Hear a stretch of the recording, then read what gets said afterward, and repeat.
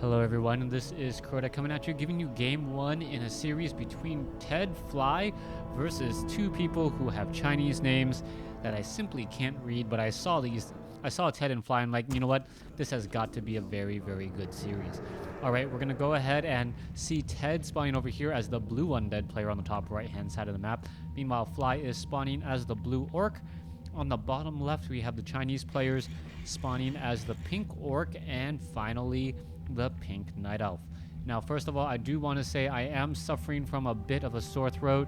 My fever is gone, but I am still feeling a bit under the weather, so hopefully that does not affect the performance of my cast and the enjoyment of this game. Now, 2v2 games generally run very, very fast as there's a lot of action to follow, and I'm curious to see how these players want to play this. Now, there are two separate strategies in playing a 2v2. There's the play two separate 1v1 games, or play a massive 1v1 game where you basically have two people controlling halves of the armies. We can see a Keeper of the Grove already moving out for some harassment as the Blade Master comes in to try and take down this Dark Troll Trapper. What is this Keeper of the Grove going to do? I'm not 100% sure. Meanwhile, we're looking at a Blade Master coming in from Fly, and TeD should be looking at a Death Knight who just now pops out. Crypt Fiends for the Death Knight of TeD. Meanwhile, let's go ahead and take a look at this. Keeper of the Grove still not doing anything except for hiding in the shadows, so to speak, as we're going to be looking also at the Blade Master, who does end up picking up a potion of greater healing from that Troll Trapper. A very, very nice item early on in the game, but he really should have been looking for perhaps claws or some other more useful item in the immediate future. That Blade Master is not going to really benefit from that potion of greater healing until it's finally used, and when it does come down, it is going to be very, very great. All right, let's take a look. Combination Keeper of the Grove Blade Master already getting one Crypt Fiend, a second Crypt Fiend able to escape the clutches. Nope. Does end up getting ensnared by the Keeper of the Grove finally, but that was 75 mana wasted there, as the Blade Master now heads off over here, knows that the Troll Trapper has been taken down, instead going to go after the Dark Troll, a rather easy target. There it goes. Slippers of Agility have been picked up as the Blade Master and the Keeper of the Grove still cleaning things up off over here. Meanwhile, on the other side, Blade Master of Fly coming in, may be able to get off a detonation. Oh, no detonation. Fly gets a hit onto that Wisp. Nicely done there, as the Blade Master now running back with that Speed Scroll, hoping to do a bit of interruption. Wand of the Wind picked up by that Blade Master, as the Blade Master now uses a Speed Scroll and getting away in a hurry, but actually running towards his opponent, which could be rather dangerous. We'll see how all of this works out in just a bit. Keeper of the Grove and Blade Master of Pink still sitting at level 1. Meanwhile, Blade Master of Fly just on the cusp of level 2, and I believe that Death Knight hasn't really had a chance to do any serious creeping. No, never mind. He's almost at level 2 as well, so a bit of an experience advantage for TeD that really won't start to show itself until a bit later. Now, that Keeper of the Grove did go for Entangle early, and I believe their goal was to try and take down 2 to 3. Oh, beautiful steal there. 2 to 3 Crypt Fiends early on. Keeper of the Grove now going after here. You can take a look. Blade Master level 2 against level 1. Potion of greater healing is available. Death Knight may try to come in with the Death Coil. Blade Master still running around in circles there, trying to catch up. Is he going to be able to catch up? That is the big question. And oh, that Blade Master able to slip away. This guy now going to be healing himself just a bit. There's a Dust of Appearance, making sure that the Blade Master has not come back around. Not looking for him. This Blade Master now down over here. Very much concerned about that Blade Master breaking Windwalk on him. All right, Blade Master now trying to get... Oh, it looks like one Skeletal Minion will give a little bit of experience to TeD's Keeper of the Grove, who is still behind in the experience race. Death Knight still sitting at level 1, as Skeletal Minions now pop out to try and harass that Keeper of the Grove a bit more. Blade Master sitting at level 2 will have critical strikes, going after the rest of the units here. Gonna pick up Mantle of the Intelligence, a little bit more mana, but not gonna really help. Perhaps given to the Keeper of the Grove for a bit of extra damage. And we now see a more healing salve onto that Blade Master, so a little bit more right there. All right, there goes the Timberwolf. We're going to see where that Mantle of Intelligence goes. It should go on that Keeper of the Grove. He does need to use that Entangle a bit more aggressively and taking down units. All right, Tier 2, we are getting a Shadow Hunter. Tier 2, we are not getting any hero as of yet. There's the Death Knight. There is the Blade Master, as we see Ancients of Lore and Moonwell still being constructed. So no Ancient of War at all, just a straight Hunter's Hall into Ancients of Lore. And wait, that doesn't make any sense. Where did the Ancient of War go? I know I saw Huntresses earlier on, so we had to have seen them, and perhaps the Blade Master was able to take that out, but that does seem or come as a bit of a surprise there. Oh, there he is, walking out across the map. All right, Blade Master of pink, the Chinese team gonna go ahead and try and clear up a little bit more. Yes, I do know that. Anyways, let's go ahead and come back over here. I guess it's Chinese versus Koreans. Let's go ahead and come back over here. You can see the Keeper of the Grove going up against the Blade Masters here.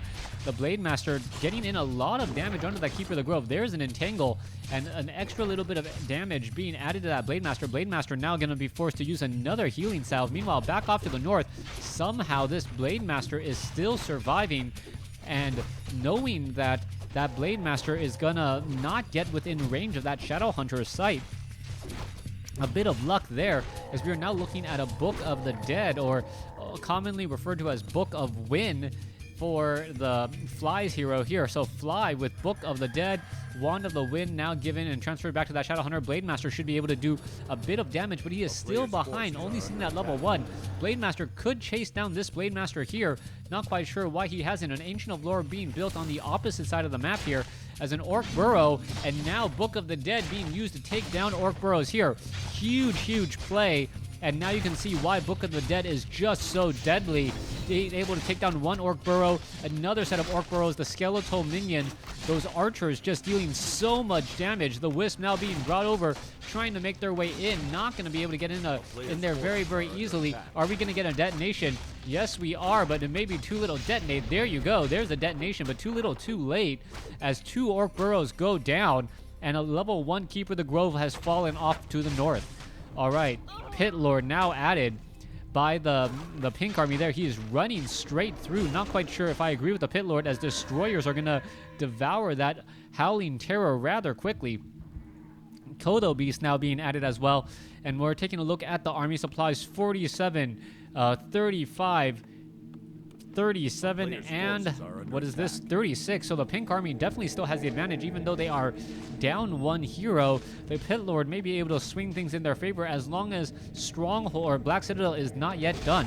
Once Black Citadel is done and we start having Destroyers, the effectiveness of the Howl of Terror is going to fall off significantly, unless we actually see Cleave and I believe Rain of Fire. I wouldn't believe that we are going to see Rain of Fire, but that isn't an out of the question, so that would actually be a rather strange and interesting use there. All right, back down over here, you can see Keeper of the Grove still not in play. Instead, Ancient of War absorbing a whole bunch of damage.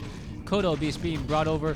Kodo Beast getting that extra bit of damage to the remaining units as the Ancient of War falls to the axe right there. Mana Stone now picked up. Meanwhile, back off to the north, Pit Lord getting completely surrounded and taken down. So double deaths for the pink heroes, as we now see Speed Scroll coming in for the engage. All right, Speed Scroll trying to engage and take down a Raider. Raider is running around rather quickly. Let's see. There is a Roar as well. No Devour magic yet, as the Dryads are now leading the charge. Shadowhunter seen at level 2. We could perhaps see a healing wave. There goes another another Raider could get taken down. There goes another Raider. Level 4 now on the pink Blade Master, as things getting pushed back the other way. Blade Master going after another unit there. It looks like the Raider is going to be able to break that, whatever slow was cast on him, but another Grunt is going to fall instead. Grunts, still a 3 supply unit, not quite as expensive as a Raider, but still very important part of this Undead Orc army. All right, let's go ahead and see what's going to be happening next. Voodoo Lounge getting cleaned up, and it looks like the pink army is currently placing the pressure. Will Fly and TeD be able to handle it, or will they crack? There's a healing wave, but the healing wave seemed like it didn't really do much. Perhaps it was just a second late there, as the Blade Master now cleaning up some remaining units. All right, Blade Master pretty much getting ignored now. It looks like the units are actually getting focused down, and this is something.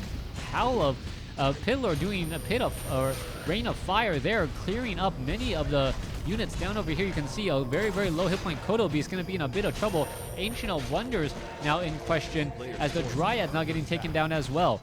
All right, Pit Lord continuing the charge here. More healing wave going down. and we're looking at a whole bunch of grunts who are starting to fall. It looks like Fly is now pretty much up against the ropes here, and Hex onto a Blade Master, but he somehow survived, even though he was already at sub 300 hit points. Scroll of Town Portal now used by TeD in order to hide inside Fly's base, and that's exactly what's happening. Just a reposition. That's all that's really going to happen, as the peons just doing a little bit of extra work. But the peons, without the help of Spirit Link, are not very good damage sinks at all, as they're not really absorbing any damage whatsoever.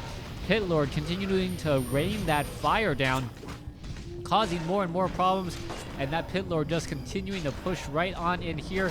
Death Knight unable to death coil the Pit Lord, as it is part of that undead army. And we just see so many units just absolutely falling apart here. Pit Lord, Blade Master finishing off the level 2 Lich, or sorry, the level 2 Shadow Hunter. Lich has fallen as well, and I believe Fly and TeD will be waving the white flag and giving the GG here in just a second. There you go. The Chinese team taking game 1 in this series, even though they scored significantly less in heroes. You can see level 4, level 3 compared to and a level 3, level 2 compared to a 3-2 and a 2-2. Wow, they scored significantly less in terms of just heroes and unit score than their opponent, but still able to come out ahead. Was there some resource trading? Yes, there was. The Night Elf player trading a significant amount of resources to his partner, and Fly and TeD, really not that much resource trading between them. No real reason. Well, no, the Night Elf player has a significant reason on why his army is smaller. Thanks for watching. Thanks for listening. Hope you guys enjoyed game 1. Please stay tuned for game number 2.